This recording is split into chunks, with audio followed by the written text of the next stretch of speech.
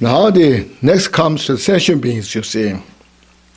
Impermanence of the inner sentient beings here. Impermanence of others and then oneself. First, the other one. From the two types of impermanence associated with the inner sentient beings, the first one is impermanent of others. All sentient beings in the three worlds are impermanent. Look at it in the walls. Everyone in the world now. The 4 continents or 5 continents, right now what we see, everyone is impermanent. Look at that, you see.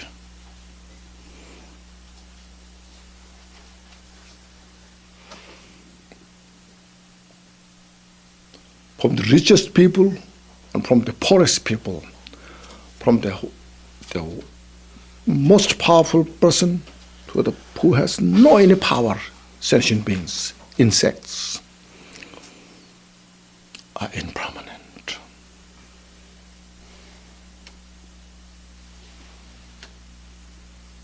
So you just get that picture, see. The noble, profound representation sutra says, the 3 worlds are impermanent as autumn clouds. Autumn cloud means the cloud is so shaky. They appear, disappear so fast. In the summer, when the cloud comes, strong, stay longer, cause rain for days sometimes. But in the autumn, just cloud comes and disappear, comes and disappear, like that. And also there's a simile of the water falling from the rock, or like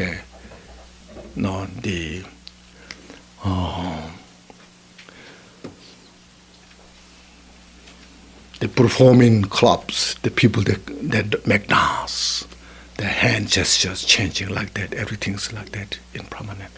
So they are that kind of simile. Look at the cloud, how impermanent. Look at the rainfall from the mountain. Look at the dancing hands, how changed they. Everything's like in that nature. Oh, everybody in the world in that nature. Just contemplate that. Everyone, all others in the world. Second, the impermanence of oneself. Now here we should look to inside now. We also have to go to another life without choice. See, meditate. I have to go next life. No choice. First meditate on this. Feel that within. Usually we don't feel that. We have become so busy and attached to this life. But just take a few moments. I have to go next life. No choice. It's not scaring. It's how to prepare. Some people think it's scary. I don't like to think about that. But no choice. We have to go, So we have choice, you see. It's called, we have choice, frustration, or we have choice, fulfillment. This is why I'm making choice here. At the time of death, we die with the frustration or die with the fulfillment.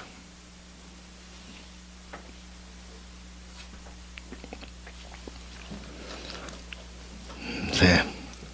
This may be understood by investigating impermanence within oneself and by applying others' impermanence to oneself. First, say, investigating impermanence within oneself. What does means impermanent? What means death? Meditate means to contemplate. Here meditate means contemplate. On the first one, in these ways. Meditate or contemplate on death. Meditate or contemplate on the characteristics of death. Meditate on life's exhaustion. And meditate on separation. Now to meditate on death. What means death? They say, no? If you ask, what means death? One should think or contemplate.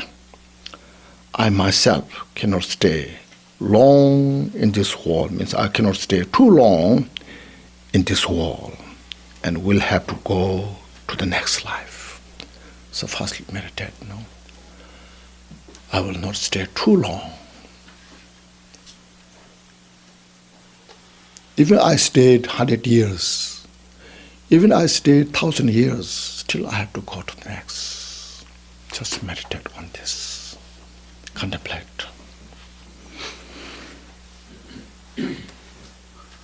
Contemplate this.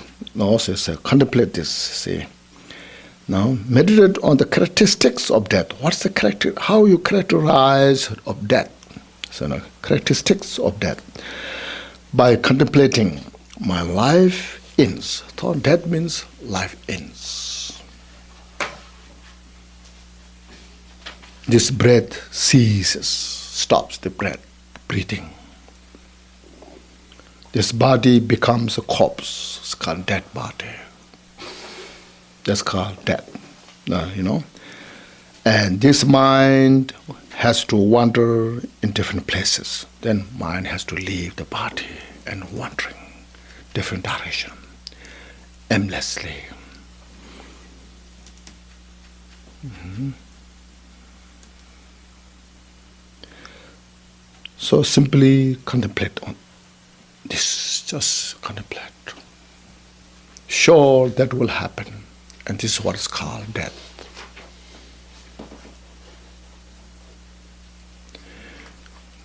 This is making a foundation to practice Dharma. This is also part of suffering. Because impermanence is also suffering, you see. You don't like to change. If you change from bad to good, oh, I got better much from my problems, that doesn't mean you are fully free from the problems. Again, you will go back to the suffering. Look at this. These are so simple, but you have to practice, see. Meditate on the exhaustion of life by contemplating. From last year until now, 1 year has passed, so meditate. From last year to now. The other day, Dave took me to renew my driving license. It's 5 years, you know. So we were talking about. I thought this 5 years long, you know. Actually, it's very short. No, it's 2007. No, I renewed my driver lesson. Now 2007 is 2012. You know, 5 years passed so fast, so short. So life is like that, you see. No, look at this. During these 5 years, my 5 years, whatever suffering I went through is not here now. Whatever all the enjoyment that I got is not here now. Oh, just past. Illusion. No. That whatever I done, good things for the world, the cause is there. It continues.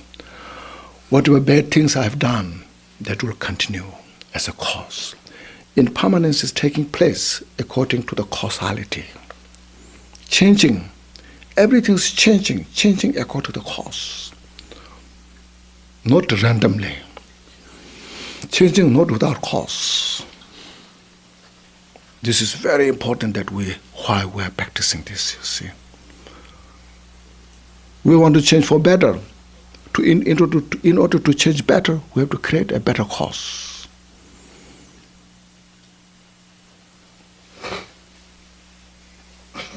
So we have 100% choice right now to make the cause, good or bad. When the changes take place according to cause, we have not much choice because we have created the cause. Therefore, we are just practicing, studying this, understanding this. So look at 1 year ago, I was there, now here. This much my life is shorter. No? 1 year has passed, and by that amount my life has become shorter.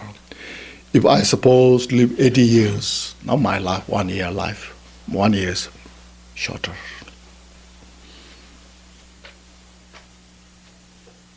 Meditate on that. Now how much time I have?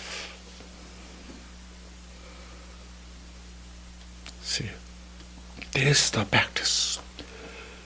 This will bring real beneficial, the benefits. No? And by that amount, you see, from last year's past and become shorter. From last month to this, 1 month has passed. From last month, now here, 1 month is passed. Just contemplate on that.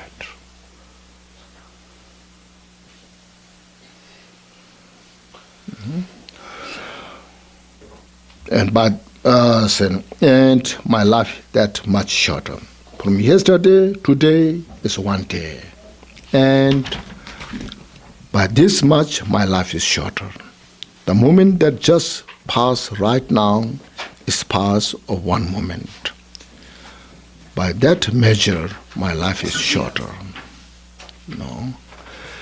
Engaging in the contact of Bodhisattvas, Bodhichara Avatara says, definitely remaining neither day or night. Neither day nor night. Life is always sleeping. Sleeping. By never getting any longer. Why will death not come to one like me? Just meditate this. These words, these quotations are so profound. You memorize, and then you repeat yourself.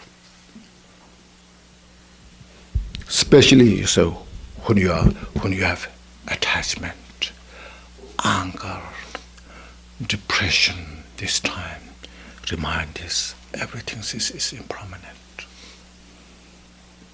Release the attachment. Release the anger and depression. You feel your depression is so solid, profound. Sometimes you feel you can't get out of this. But if you remind this impermanence, your depression is just illusion. Meditate. Can make a short break, maybe 15 minutes, and come back. Thank you.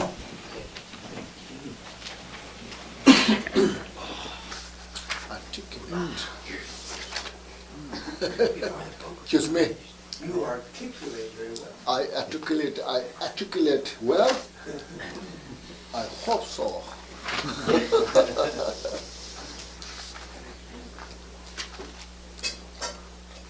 Okay. Shall we resume our continuation? See.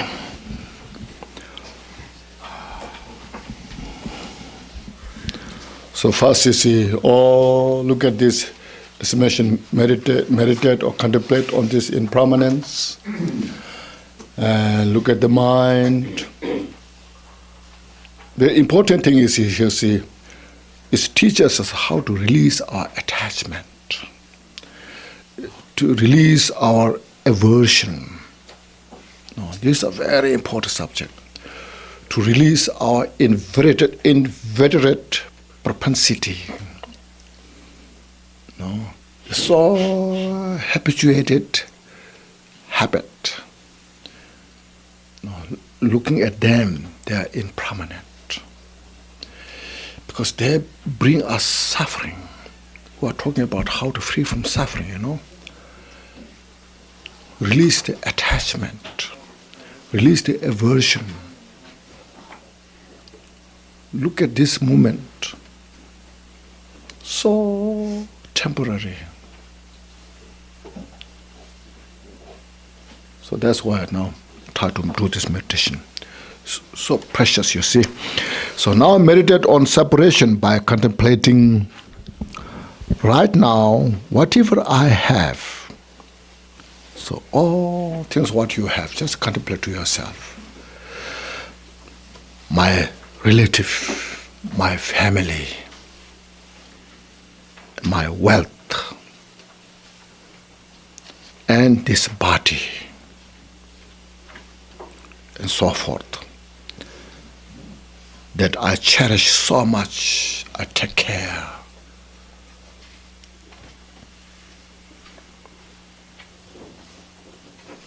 Just picture it, bring those pictures in your mind. Then say, none of this or these, maybe these is better, none of these can, or this accompany me forever. Sometimes when you contemplate that, maybe some frightening. I don't want to contemplate because I love so much. I don't want to separate them, But practically look at this. Meditate, contemplate. See, one day soon I will have to separate from them. So I don't want to think about these bad thoughts. Sometimes you may think, but it's realistically it will happen. Then, so contemplate that, so to contemplate on that I have to separate one day without my choice. So engaging in the context of Bodhisattva says, up until now, I did not understand, or I did not know, maybe I did not know, that I would have to leave all things behind because I was so involved in this life. Something like that I will live forever.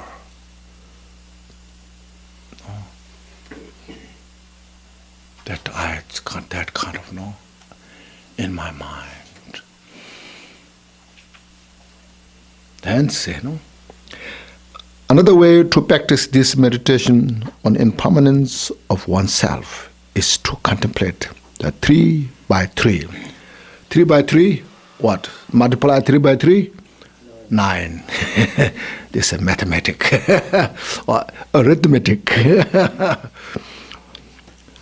Topics. Meditate on the impermanence of death by contemplating, say, first 3, say, I will definitely die one day. This one. The time of death is uncertain. 2. There will be no help when death occurs. So this is the 3. Now each has 3. Becomes 9. That. The first one says, there are 3 reasons for the certainty of death. That means I will die definitely one day.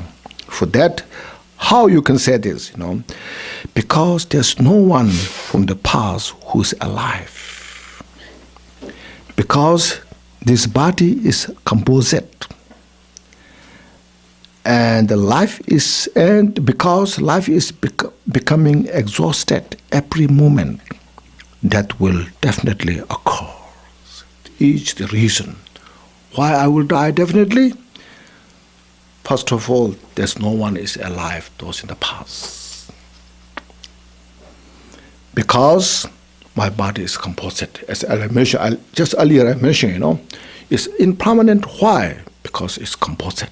That's why it's, And the third, my life gets shorter every moment that we did, Look at this. Now we go step by step each. First, see, no one is alive now which came in the past. See, my death is certain because no one from the past is alive. From 1,000 years, look at up until now. No one is alive. So Acharya Ashwagosha said, whether on the earth or in the heaven, in the sky, have you seen any who were born who did not die? Or have you even heard of any? Because nowadays there are a lot of news, media, they went to moon, now going to Mars, other planets. If they have anyone's heard of or have seen who has not died. Look at this. No?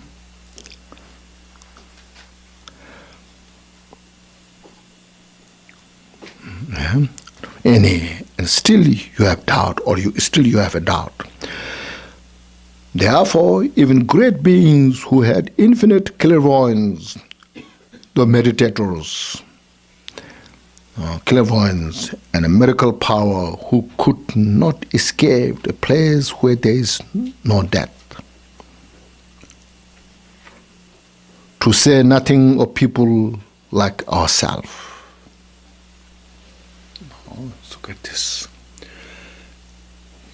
When you read life stories, great masters who have infinite clairvoyance, miracle powers, they can fly, walk on the river. Have they found any place that nobody's died? Look at this. Just meditate. Bring to in your heart. Definitely I will die.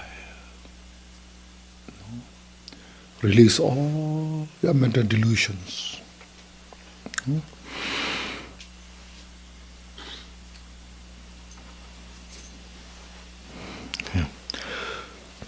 It is said, great sages with the 5 types of clairvoyance could fly far in the sky, yet could not find a place where no one dies. Not only that, but noble beings like solitary realizers, Patik Buddha, the great Arhat hearers, Sharavakas, finally had to leave their bodies, to say nothing of people like ourselves. So I can just meditate on this. Even like Shariputra, Mongoliana, who has such great power to play, but they're also gone. Why not me? So the verses spoken intentionally says, all the solitary realizer Buddhas and Buddha's hearers, Sharavakas, leave their bodies. So why wouldn't ordinary people like me, like us? Not only that, even the perfect, complete Buddha, the Nirmanakaya, body with a measure and manner marks, and a natural active, indestructible Vajra, also led the body, to say nothing of people like ourselves. Acharya Ashwagosha said, the form of all the Buddhas, adorned by measure and manner marks, even his Vajra-like body is impermanent. To say nothing of other beings, bodies which are without essence, like a water tree, means very shallow tree, essenceless. Look at investigate our body, skin, bone, flesh, nothing, no essence. So why I should attach to this so much? It's so impermanent. Release all the attachment. Then we'll have much less suffering. Very little suffering. Even sickness hit us much suffering if we could meditate on this. So now there's first in the past, then all look at other great religious leaders also. Here mention all the Buddhist religious leaders. Look at they describe how much they achieve that kind of qualities, abilities. But no, we don't see now. It's just a history. My death, now second, my death is certain because this body is composite. And all composite phenomena are impermanent. Everything that is composite is of a perishable nature. The verses spoken intentionally says, Allah's kind of feeling of sadness. See? As all that are composite are impermanent, we built something like to make concrete, permanent, but goes wrong very easily.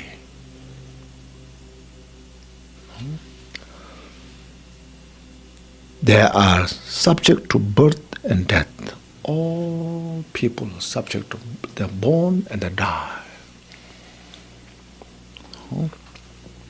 Since this body is not non-composite, it must be composite.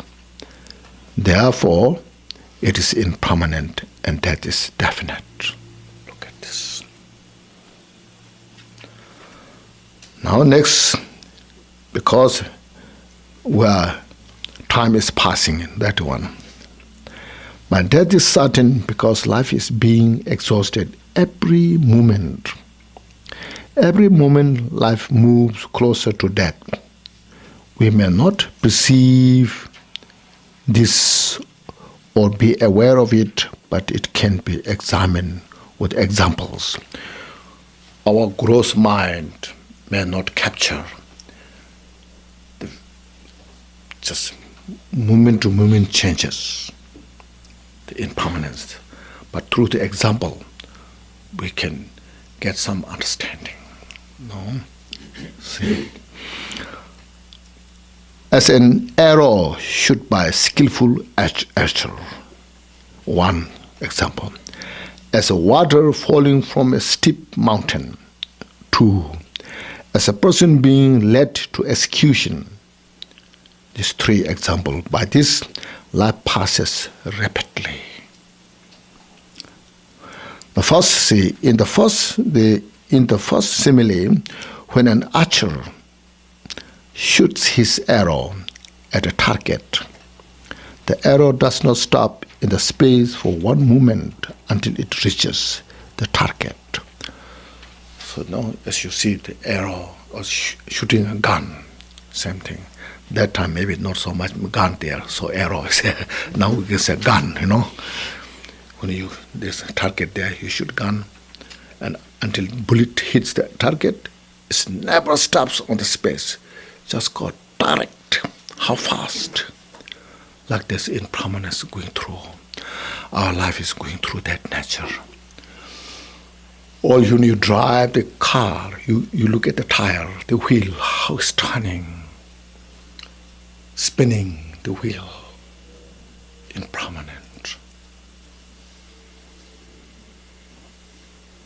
So I'm deluded in the grasping, in the fixated state of the mind. I should see this, how everything's changing.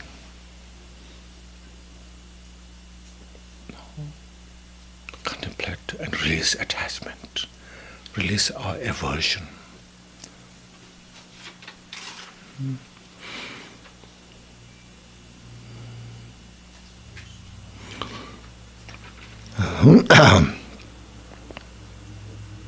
Likewise, our life does not stay in one place for even a moment. It approaches death quickly, as it is said, just like an arrow shot by a skillful archer. As soon as the string is released, the arrow string is released, It does not stay, but quickly reaches its targets. So also is the life of all humans. It's not just only me. Everyone is this nature.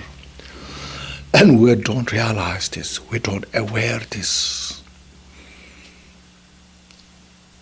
I'm grasping something somehow like it's real, but somehow it is illusion.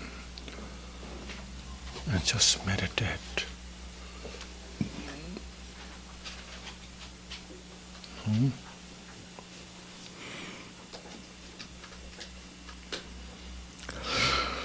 In the second example, just as water falls from a steep mountain without pausing for a moment, likewise, it's very obvious that a person's life does not pause. The precious Pinnacle collection says, friends calling, oh, look at all my friends, listen to me, This life passes quickly like water falling from a steep mountain cliff. A childish person is not aware of this and become arrogant, drunk, and foolish wealth, You are arrogant for your achievement. And then you are drunk with your achievement. And you are foolish in your wealth. With attachment and suffering. Basically, saying, it's not saying your wealth is wrong. There is, attachment.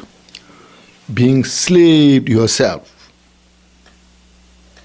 for the cause of suffering. This is what it means, Sometimes you get a wrong message. Buddhists think wealth is not good. That's not true. If that's true, why we have to practice generosity? There's a lot of emphasis on the practice of generosity.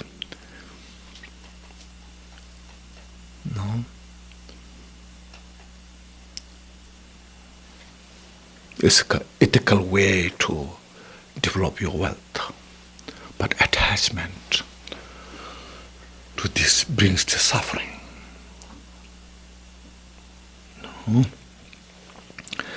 Also, the verses spoken intentionally says, like the current, is that right? Yes. Like the current of great river, which moves on without turning back. Look at the Amazon River. Start from one of the longest rivers, start from mountain, go to the ocean. Never stops in between. Like that, our life, no matter how long we stay, eventually will approach to the death. So meditate on this. This is nature of the all phenomena. This is the reality. This is not Buddhist philosophy. This is the philosophy of the whole phenomena. So that's how we have to live with reality, nature.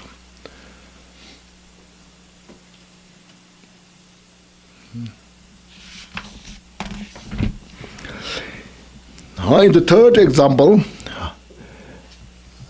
a person who is going to execute. Say, a prisoner being led to execution, every step that prisoner takes bring him closer to death. So from his jail place to the persecution, supposed to like a 1 mile. Every step, now his life is close to death. Every step, you see, like that. Same thing. The day we were born until death, every minute, every second, we're close to death.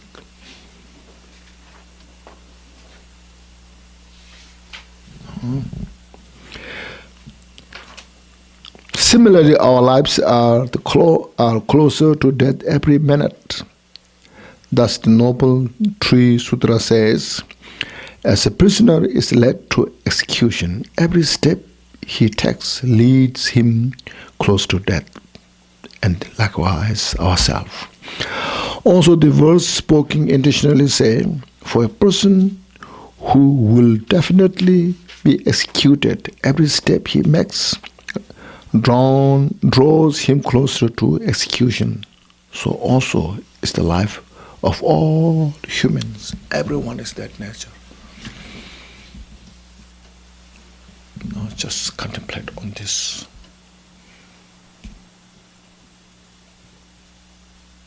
And meditate.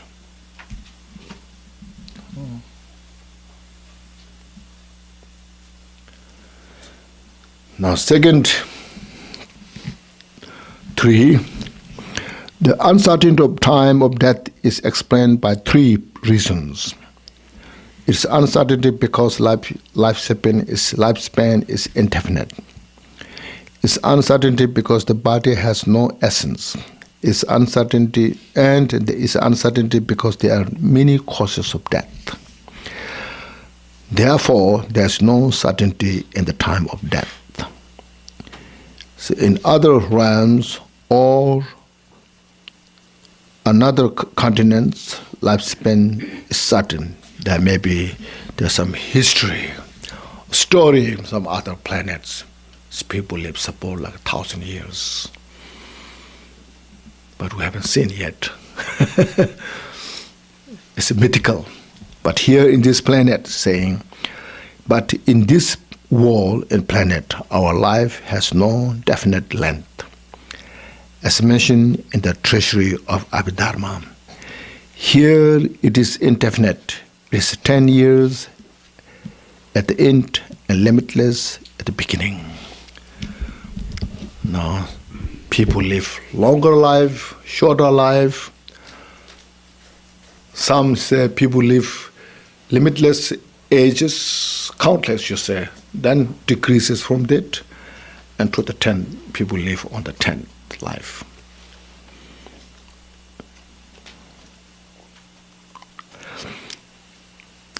Now, how is it definite or indefinite?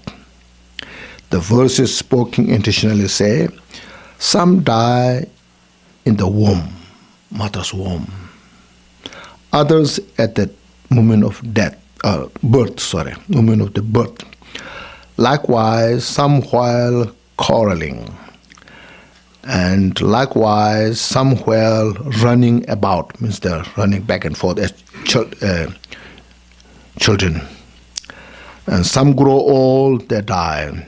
And some die young. Some die in the prime of youth. Eventually, they all pass on. See, it's very clear. The mother will say miscarriage. Child die at the womb. Some die at the time of birth. No.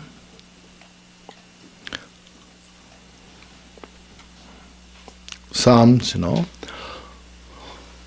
when they're 5, 6 years old, teenage, youth, Or some lives like 80, 90, over 100, but still they die at the end. Look at this. So what's reminding is, I must practice Dharma.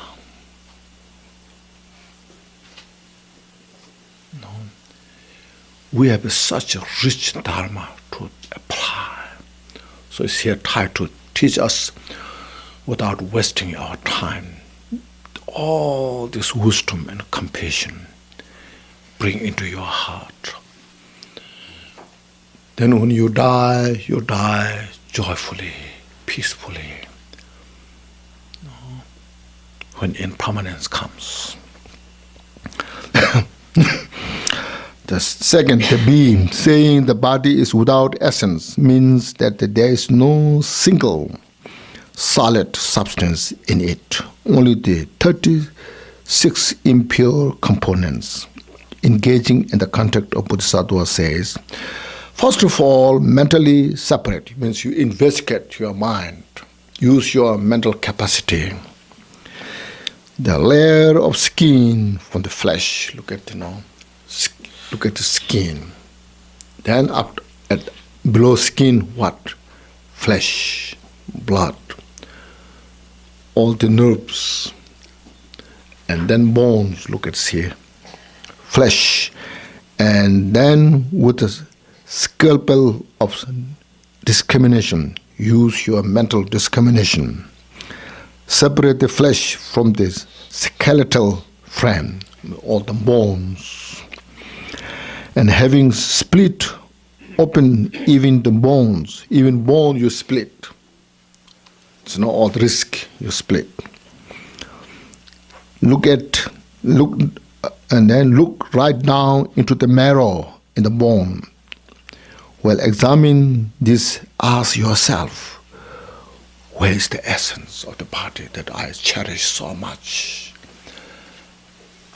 I cannot bear some pain that I have. And I cherish, I take that much medicine. How much I pay for this, which has no any essence. Look at this, meditate. No?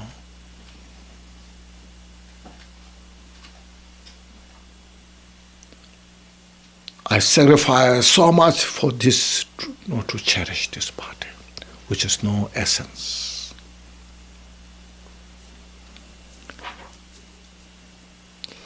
I must practice Dharma.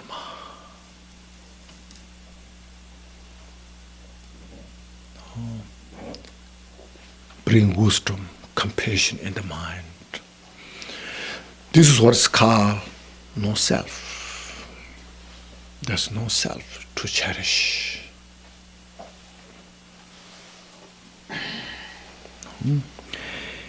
Many causes of death, say, means that there is nothing that does not contribute to the death of oneself and others.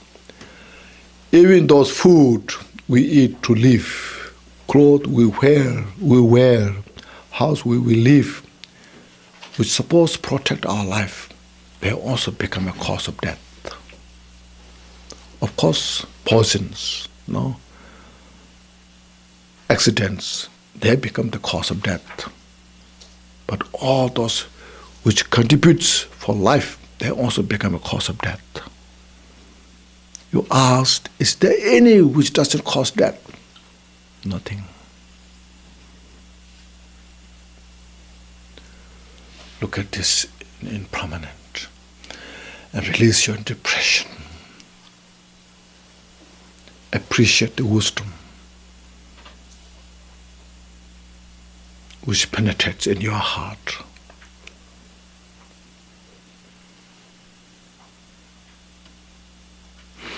The letter to a friend says, Nagarjuna, this life has many dangers. It is more fragile than a bubble blown by the wind. It's a great marvel to have time to live, to breathe in and out, and wake up from sleep. It's more fragile than bubbles. So look at this, how fragile. We think I'm so healthy, I'm strong. But the breathing goes out and it doesn't come back. Nothing. So look at this. And meditate, so contemplate on this. There are also three reasons why there will be no help when death occurs. See, we cannot be helped by our own wealth, our wealth. We cannot be helped by our relatives or friends, and we cannot be helped by our bodies, especially at the time of death, is saying. First, see, A, we cannot be helped by our wealth engaging in the conduct of the Bodhisattva saying, although I may live happily for a long time, for like 50 years, 60 years, 80 years, no, life we live very happily. Through obtaining a great deal of material wealth, I shall go forth empty-handed and destitute at the time of death, just like having been robbed by a thief. When death comes, I have to leave everything behind.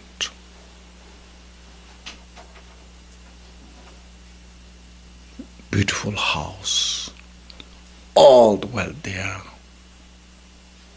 It seems like destitute with empty hand. We cannot take penny with us.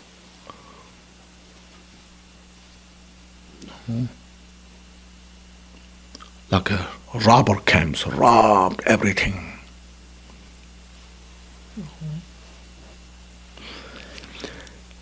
Besides not benefiting us, the wealth harms us in this life and hereafter.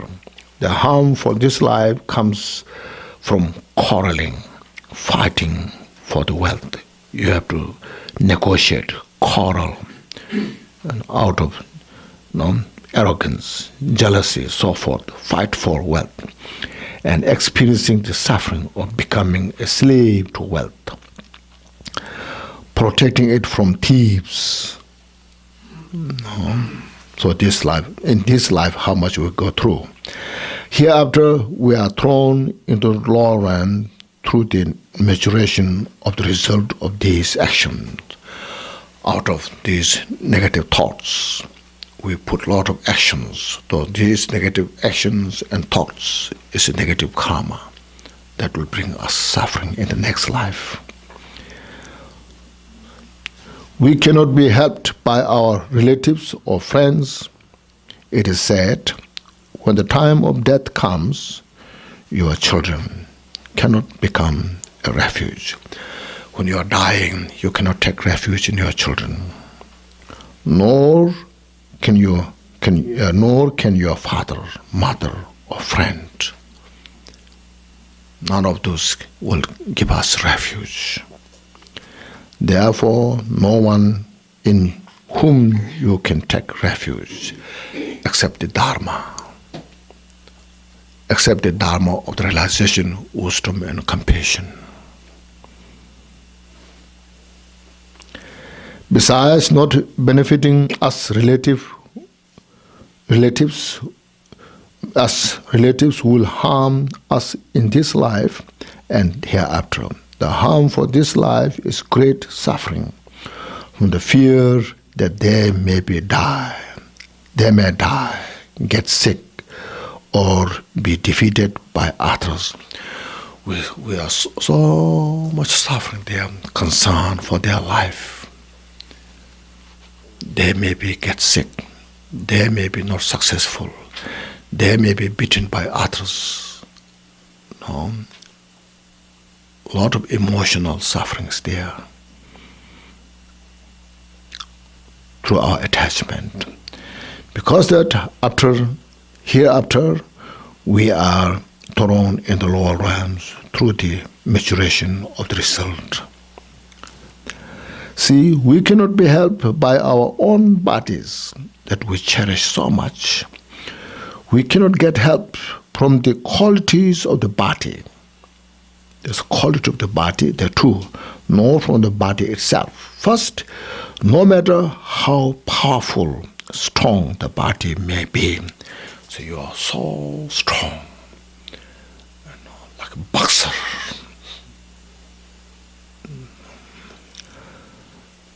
See how powerful, strong the body may be.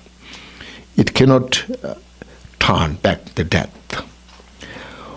No matter how limber and swift, how you can run so fast. So it cannot help to escape the death. Cannot escape death. no matter how learned and eloquent we may be, speaking, so eloquently speaking, and physically so talented, like gymnastic, those kind of talent. So we cannot escape death by defeating. So debating. So we cannot debate with the Lord of Death. When Lord of Death comes, then you can debate. Kevin, you ask a lot of questions to the Lord of not Death. Say, yeah, where you are here, just say, where you are coming closer to me. See? That time, you see, if you have wisdom, realization, compassion, the bodhicitta, then as I mentioned, you die peacefully, joyfully. Because of that, we practice Dharma. As I mentioned, not because we believe, it's not because we are religion, but because of practical benefit we get. Everyone wants to die joyfully, with the dignity. That's why we're having a lot, we say like, what do you call it, insurance. A lot of different insurance, isn't it? Social securities, all this, you want to die with the kind of dignity, isn't it? You want to die with the less fear. But only you could get those through this, first understand this, see this, penetrate this, and then bring Dharma into the heart. That's what's called Buddhism. That's how we can free from suffering.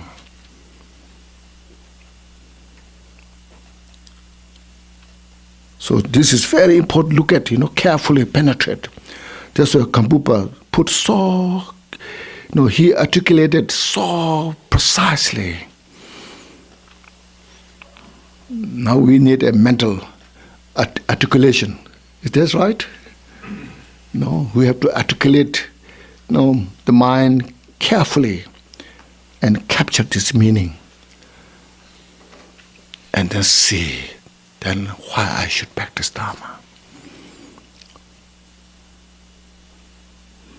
That's the best social security.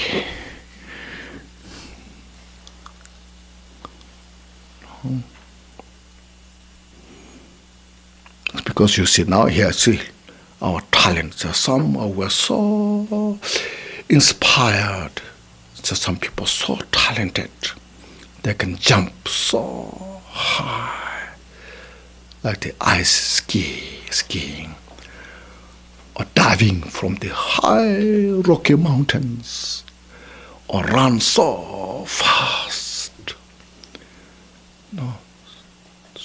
There's marvelous people, who has that kind of physical talent. But at the time of death, this all, nothing helps.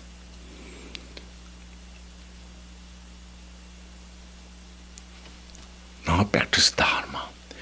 See, everything is impermanence, is illusion. And bring your mind into yourself and meditate, contemplate, reorganize our mind.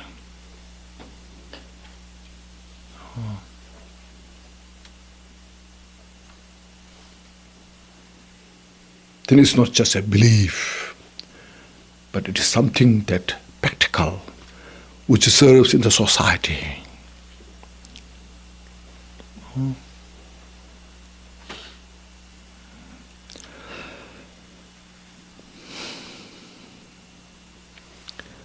For example, when the sun is setting on the mountain, no one can postpone or hold it back.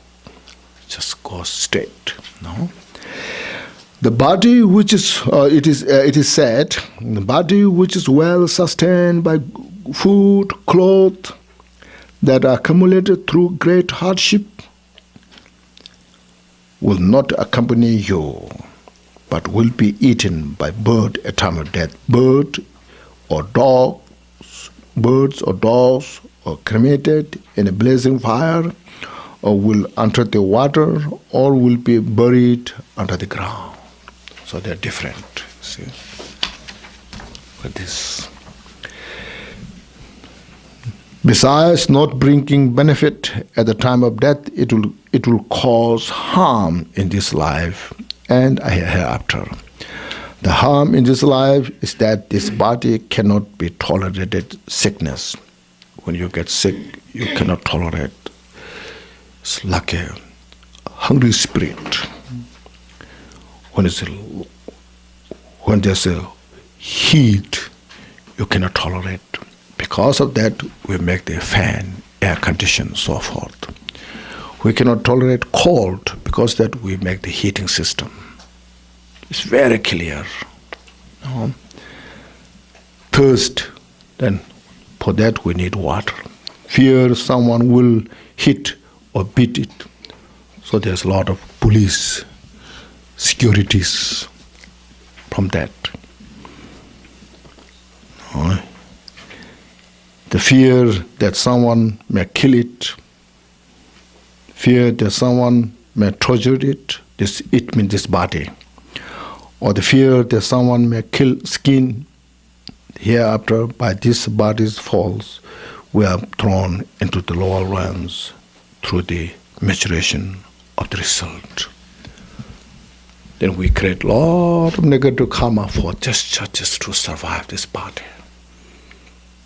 Look at there some people.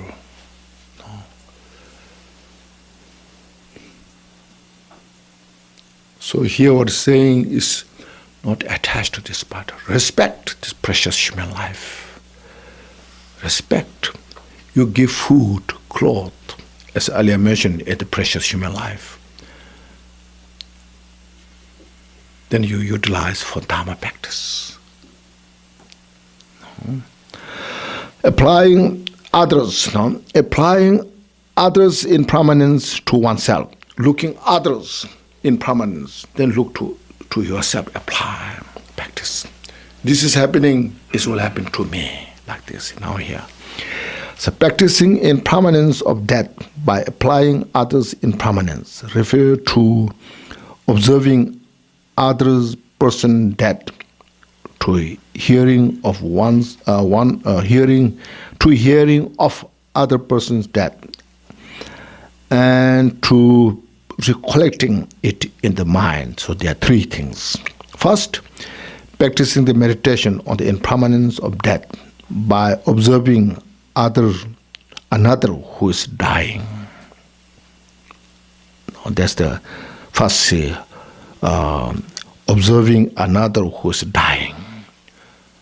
Now they're describing here, for example, first, consider, just think about when a close relative or friend whose body is strong, young, who has a very bright complexion, smiling, enjoying his life, and positive feeling,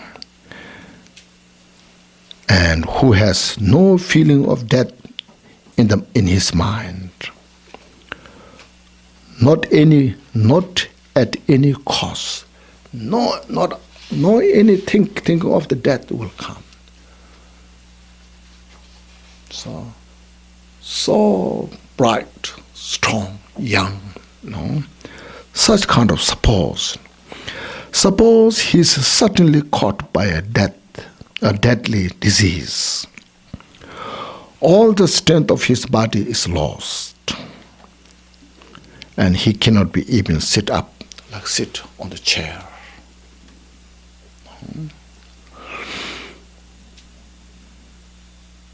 His radiant face or complexion disappears. Now, no smiling. no bright face. His face becomes colorless. His feeling is that of suffering. He cannot tolerate the sickness. So much pain there, day and night. No?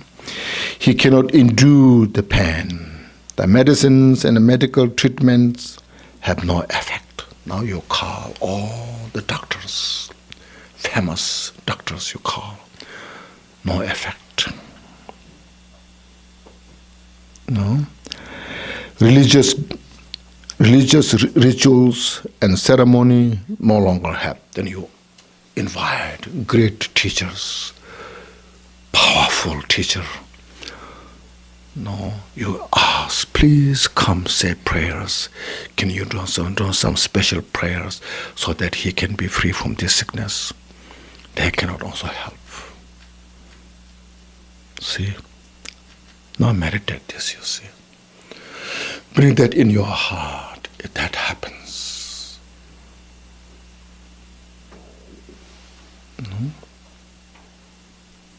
No longer help. He understands that he will die. Now he has no other hope, only to die. That there is no other choice. Now he gathers his last friends, family, and relatives. Then he eats his last meal, last food, repeats his last words. Now he gives advice. When I die, you do these things. No. See, at that time, contemplates. I'm also of the same essential. Essential means I'm also that nature. Maybe no need essential nature. I'm also in that nature. I'm not different from this. One day I will also face this, sooner or later. So now what it helps that time. See.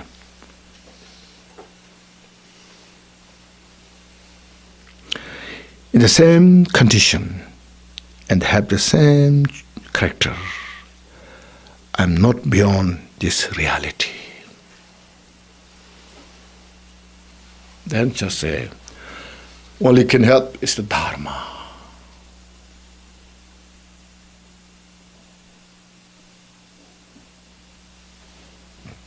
These are, as mentioned, looks like very kind of scary, negative things, but in reality, it brings the whole purpose of the Dharma practice.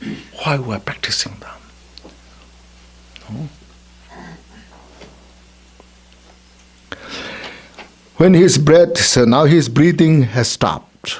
From then, no matter how lovable and important he may be, he may have been in that house. So, in that house, everyone loves him, respect him, cherish him. No? But now, say, so from that point on, he cannot pass one more day there. Now he cannot stay even one day more. No. He's laid down on a stretch, bound and tied across, and corpse carried takes him out. The corpse carrier takes him out. At that time, some people of his household embrace. The corpse is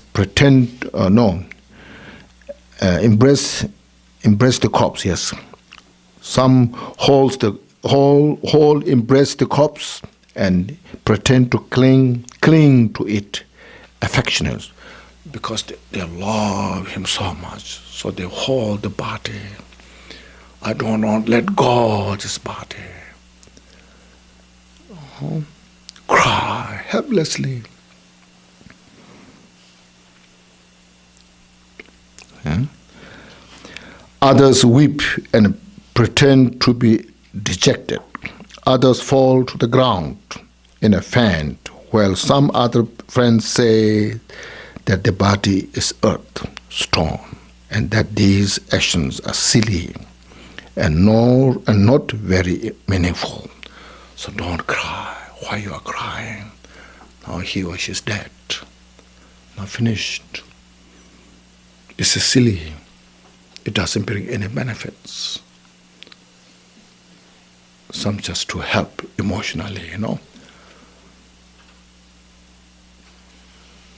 Why pretend to? Yeah, actually, it's I think pretend maybe word is not so correct. But then genuinely, genuinely they cry, they loved him. Yeah. And this pretend maybe need to correct. Yeah.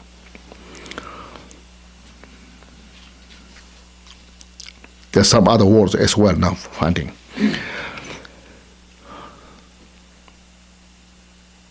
There says now this turn, his body or her body is composed of 4 elements, so it's turned into 4 elements, belong to the ground. So why you're crying? What's the benefit? Just try to help emotionally those people, In a house, once the corpse has been carried out of the house, and you see that it will never return to the house. Now you know it will not return to the house. Then you should practice the meditation. Means then it's translated. Because of this, now for yourself, for others, now meditate, practice. Or in other words, meditate in the impermanence. Everybody's in this nature. So meditate. Practice the meditation. Recollect all this and contemplate. I'm also of the same essential nature. I'm in that nature. Maybe I'm also of the same at that nature. In the same condition and have the same character. I'm not beyond this reality. So these steps to bring into mind. Then real feeling of renunciation to the attachment of the body will come. Attachment of all these things.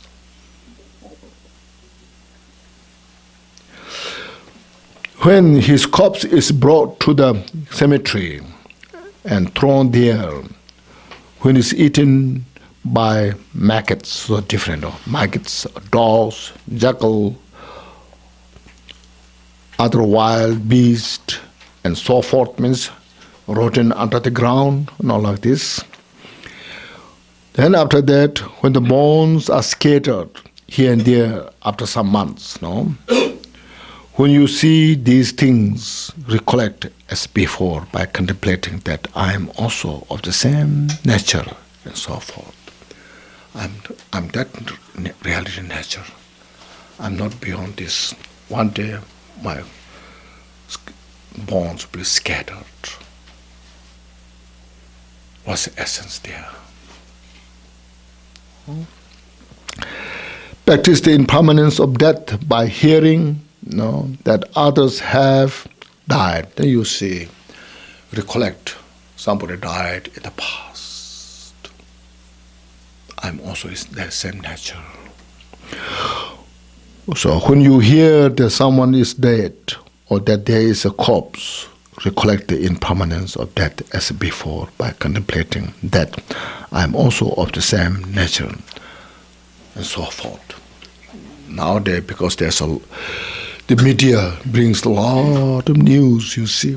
In some places that people fight, 100% people dead, or many are killed, they're dead. You see, I'm also same nature. Maybe I'm not killed, but I will die. So at that time, what helps? The Dharma. No?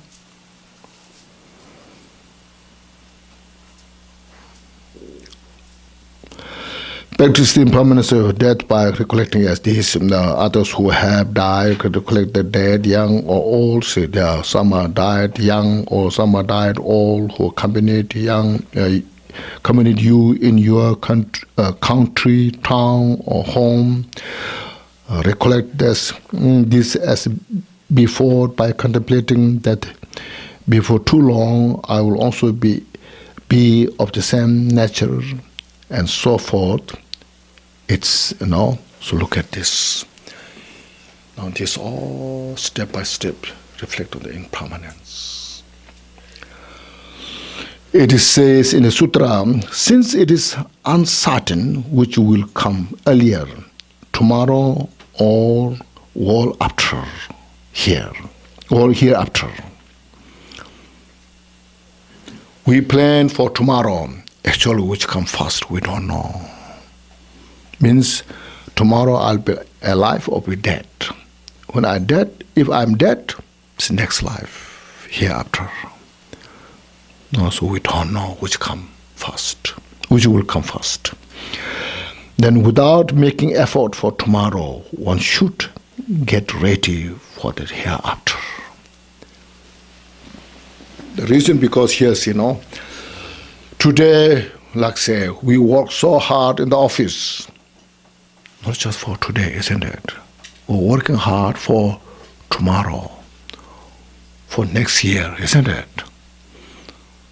So it is very logical. We have to make effort, not just only for this life, for next life, prepare. For next life, what? Practicing the Dharma, keeping the 10 virtues, avoiding the 10 non-virtues.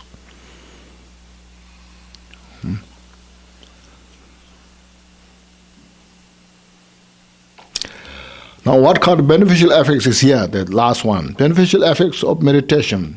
Awareness of impermanence of all composite phenomena. When you have that, now you're aware impermanence of all phenomena outside, inner sentient beings, other people, and yourself.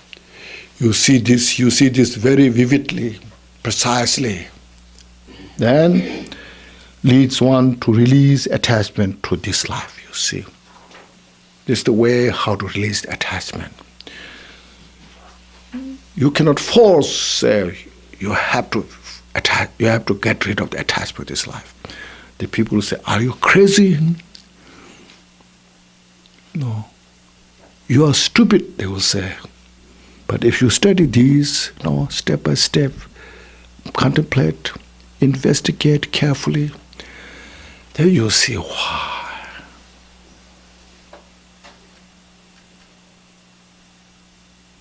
Just you see, I mentioned Milarepa's life. He said, I escaped the mountain because of the fear of the death.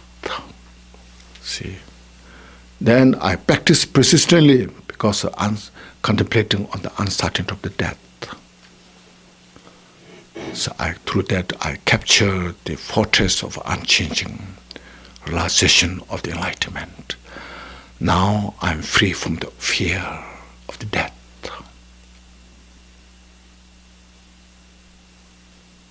Now he's free from all the fear. Even death comes now, so he will enjoy it. That's the purpose, you see.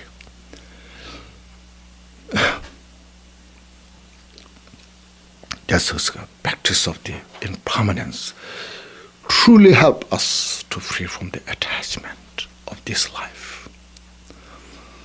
Then you are not care of your status. You don't care about your how famous or not famous you are. And you do all the good things. You do it without expectation, without attachment. See? Further, it nourishes faith.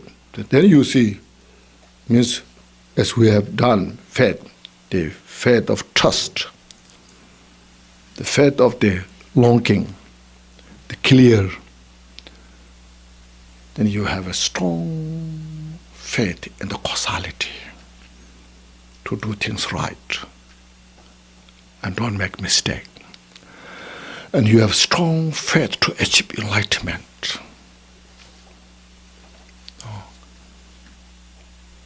I must practice to achieve Buddhahood. And those are great qualities, Buddhas, Dharmas, Bodhisattvas, then you have a strong faith of trust or like clear devotion. It's called, which nourishes faith. And supports perseverance. Then you practice every day. That's in prayer we have. See, I perform my body, speech, mind, virtuous deed until I achieve enlightenment, and until death, and until from this time tomorrow. This is what it means. I practice now. I can't wait. Because it's mentioned, which will come first, tomorrow or next life? I don't know. So right now, I have a breath, I have a life, precious human life. I must practice Dharma now. This is the time to do this. When I have precious human life, when I'm interested, when I know the Dharma, that's the time to practice Dharma. When I don't have precious human life, how can I practice? If I'm not interested, Dharma, how I can practice Dharma? When I have no time, how I can practice Dharma? Say, ask those questions yourself, and then practice.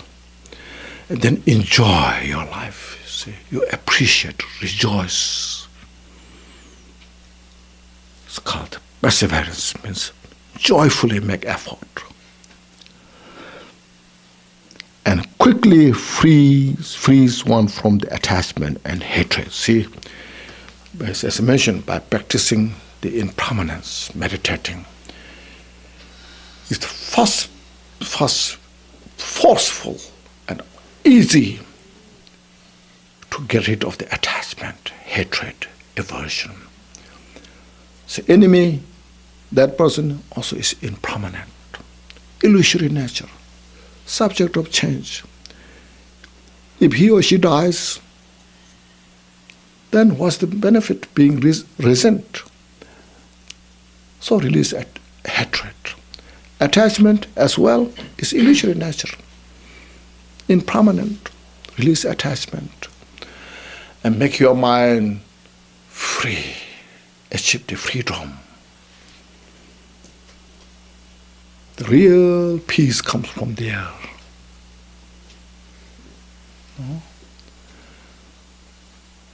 And you enjoyed your life so much.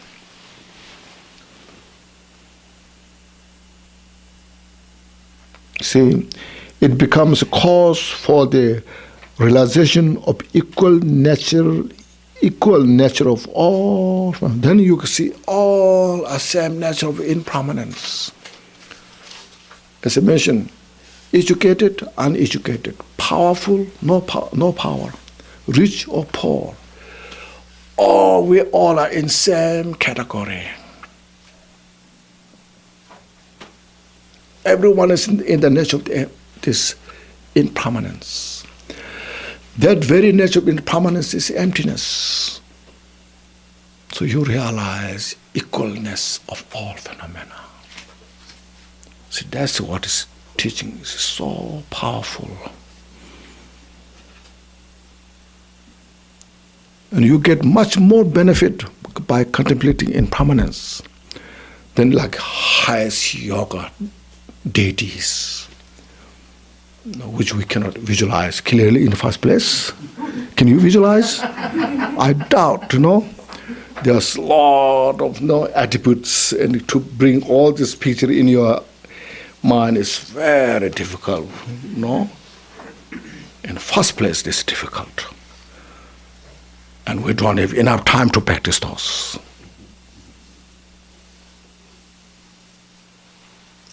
No doubt those are such a magnificent practice.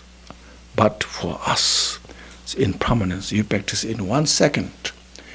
In 1 minute, you just practice and you get the benefit there. And it's reality nature. You see it, you know it, you aware it.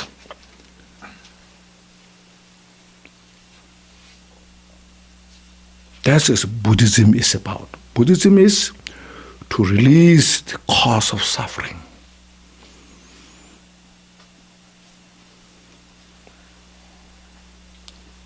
See? Make yourself free. How impermanence practice. So usually I admire this practice. Gampopa, the first teacher who put together, and all later great teachers, their wisdoms coming from this book, you see.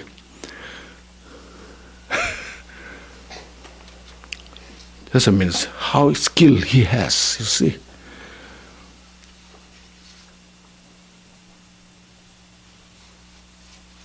No.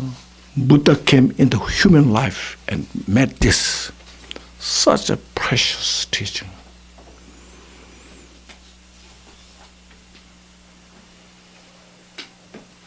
When you are so agitated, your mind, bring this book, read it, just reflect on this. Take 5 minutes. Meditate. It cools down all. It smooths all. That's called blessing of the Buddha. Blessings to Dharma. That's the practice we need in the world nowadays. No.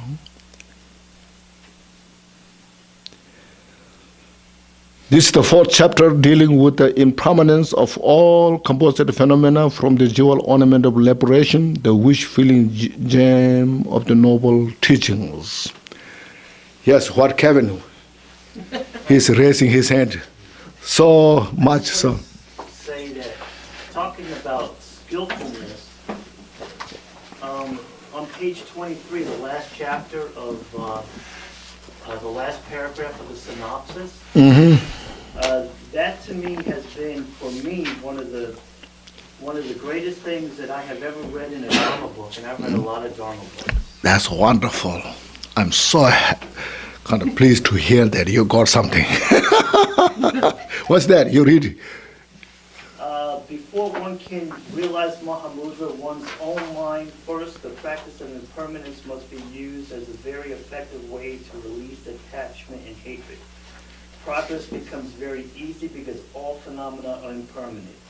Just contemplate and maintain awareness of this through recollection. Live moment to moment.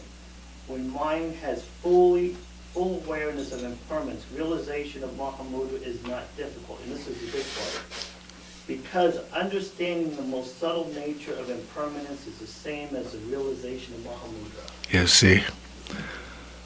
It's the introduction? Yeah. Okay. Oh, this is some wisdom. That was written by a really great master. Oh, okay. That's wonderful. You see, so that's what it's here. Read this book carefully. Contemplate. No.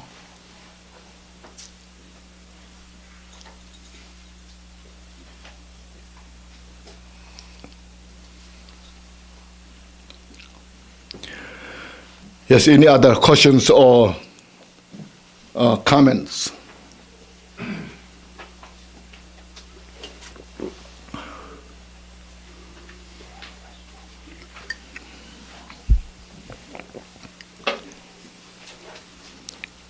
So this book, you see, as I mentioned, it explains the philosophy of nature of that, like impermanence.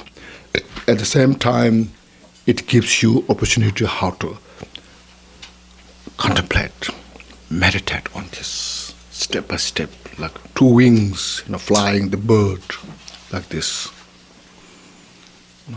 It's very precious. That's what it's called, practicing lineage. First you analyze, and put back this other side. It's not that.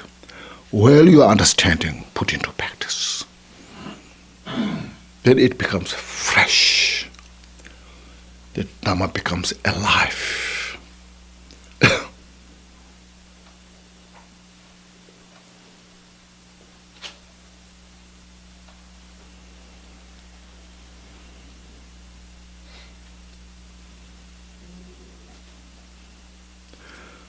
So everyone understood this impermanence? Nobody gets out of here alive. Cannot get out of here, isn't it? You are now, without choice, you are sink into impermanence.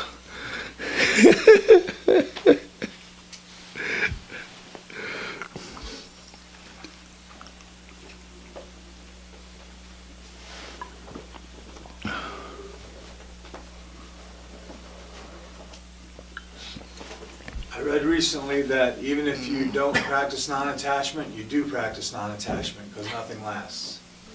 Even if you don't intend to practice non-attachment, you end up practicing non-attachment. You do? Lama said that. Who said? I think it was JOL Rinpoché. If you don't practice non-attachment, but practice your non-attachment. If you don't, even if you don't practice non-attachment, but you still, end up practicing non-attachment. why? How? Because everything changes and disappears and. I doubt. I'll take your word over this. You see, you just look carefully yourself. Okay. If you don't contemplate on the non-attachment or impermanence, how much you are practicing non-attachment. Because you are within in the impermanence. You are not out of the impermanence. Are you really practicing non-attachment within that? I doubt.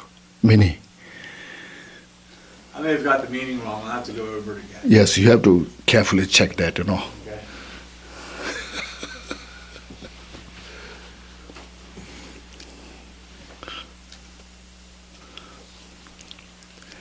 These Dhamma practices are so important.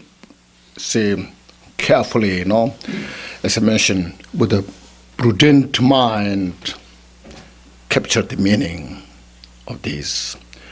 Sometimes the teacher said there's a good, there's a bad, good, bad, doesn't matter. That's okay. Good is good, bad is bad, doesn't matter, don't care, It sounds very eloquent.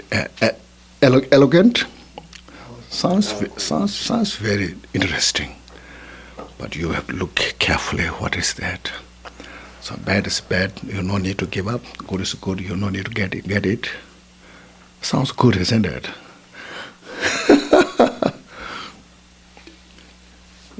I know we're going to get into samsara, but the question I have is impermanence a part of samsara? Not part of samsara. It's a part of the composite phenomena. Okay. Yes.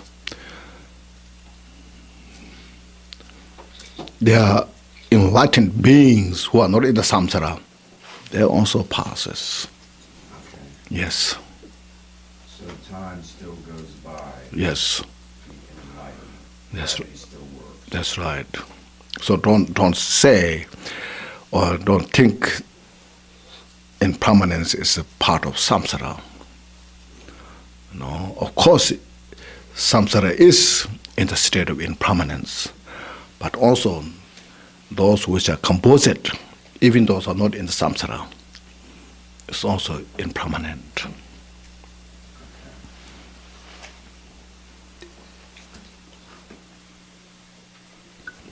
What?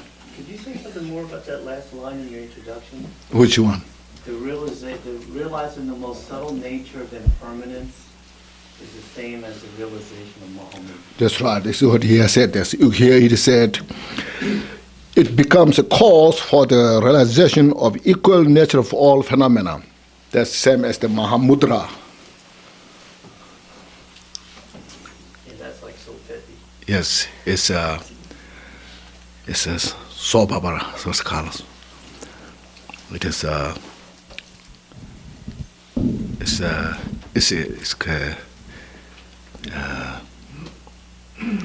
we just make interest on that and meditate enough. That's important.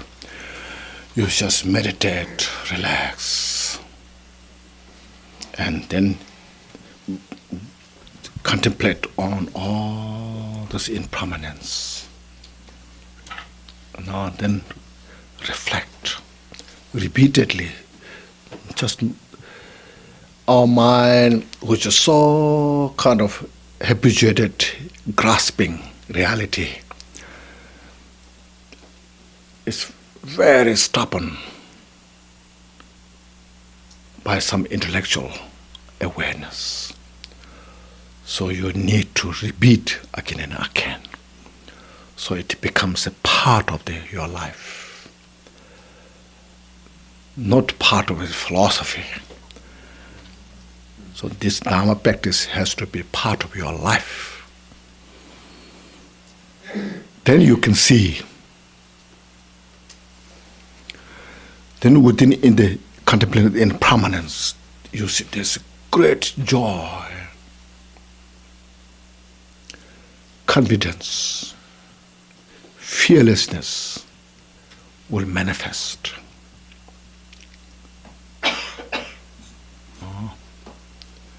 Because when you look at the distance about impermanence, all this, well, we're having all the attachment, it's a scary. It's a little scary when you look at this. Oh, no, I don't like to think about these things. But then you get used to it, contemplate it. And then when you cross that boundary and you see the reality, oh, this precisely. Then, because your wisdom understood the nature of that, dispelled the delusion. Because the wisdom you got, then your attachment, aversions are released.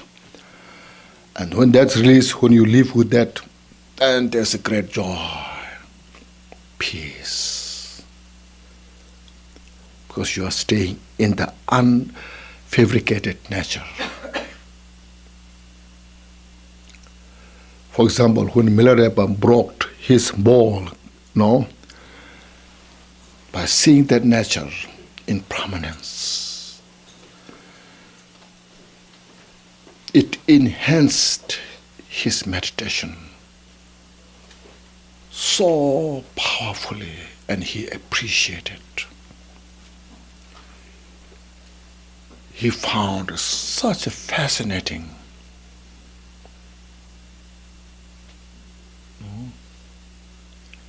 And instead of his worrying about how to get his next part, he's just saying, thank you for this precious Dharma teaching. No?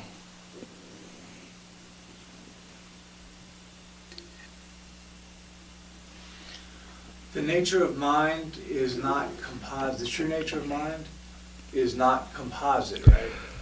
So it's not it's not impermanent. The ultimate nature of mind. Don't worry about that now. Okay. First you practice this impermanent. Okay.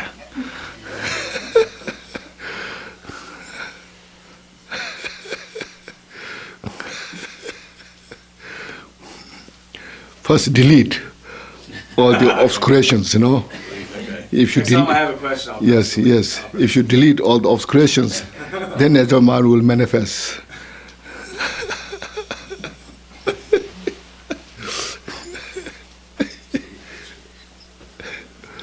Make sense? Yes. Yeah, good. Delete obscurations. Yes. See, the adventitious defilement, Yeah. Okay, thank you so much. And I'm so happy that you could come, And so please rejoice and feel fortunate and then inspire. And also, it's, as we have discussed this, and if anybody say, if you say they cannot pay, cannot make, they don't have money, so don't worry. Anybody who can come, just come here and if you make donations, it's good for the center. If you cannot make donation, that's okay. If you don't have, so Dharma should be available to all the people, Thank you, Khenchen. Yes. So then we'll say the dedication, some dedication prayers. Page 32. Glorious, holy, venerable, precious, kind, rooted lineage lamas, divine assemblies of yidams, assemblies of Buddhas, Bodhisattvas, yogins, yoginis, and daginis, dwell in the 10 direction. Please hear my prayer. May the virtues collected in the 3 times by myself and all sentient beings in samsara and nirvana, and an innate root of virtue, not result in 8 worldly concerns, the 4 causes of samsara or rebirth as a Sharavaka or Parteka Buddha.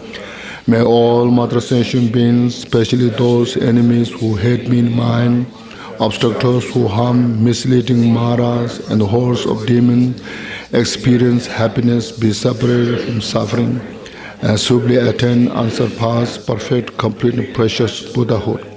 By the power of this vast root of virtue, may I benefit all beings through my body, speech, and mind. May the afflictions of desire, hatred, ignorance, arrogance, and jealousy not arise in my mind. May attachment to fame, reputation, wealth, honor, and concern for this life not arise for me. May my mind stream be moistened by loving kindness and compassion and bodhicitta. And through that may I become a spiritual master with good qualities equal to the infinite of space. May I gain the supreme attainment of Mahamudra in this very life. May the torment of suffering not arise even at the time of my death. May I not die with the negative thoughts. May I not die confused or wrong view. May I not experience an untimely death. May I die joyfully and happily in the great luminosity of the mind as such, and pervading clarity of Dharma Dham. May I in any case gain the supreme attainment of Mahamudra at the time of Bharto and Dawn. And next, by the virtues collected in the 3 times by myself and all beings in samsara and nirvana, and by the innate root of virtue, may I and all sentient beings quickly attain unsurpassed, perfect, complete, precious enlightenment. May the teachings of great Drikung Kagyu Shiri, who is omniscient Lord of Dharma, Master of interdependence, continue and increase through study, practice, contemplation, and meditation until the end of samsara. Thank you.